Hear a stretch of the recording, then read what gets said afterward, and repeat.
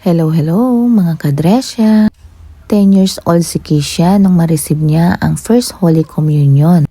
At dito sa Our Lady of Victories Catholic Church, Christchurch, New Zealand niya natanggap ito. At bago nila lubusang ma-receive ang Body of Christ, kailangan nilang mag-attend ng 12 sessions na kung saan mag-aaral sila ng iba't ibang lessons tungkol kay God. Hayan si Keisha, tinahanap na niya kung saan group siya kasama. Ay naku, nakita niya puro boys yung kasama niya sa table, nahihiya siya. Pero ang sabi ko sa kanya, maaga lang siyang dumating sa mga girls at yung mga boys mas maaga sa kanila kaya nakaupo na sila dito.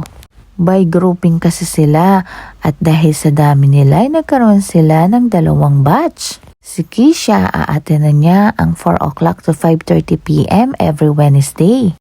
Kaya pagkatapos ng schooling niya, didiretso kami dito. From July to October ay mag-aaral sila dito. So pagkatapos nila sa church ay mag-uuwi sila ng mga activities. Meron silang mga librong babasahin at sasagutan at meron ding mga slides na panonoorin. Meron ding mga iba't ibang activities na gagawin. At kaming mga magulang ay kailangan ding nakasubaybay para sa kanila.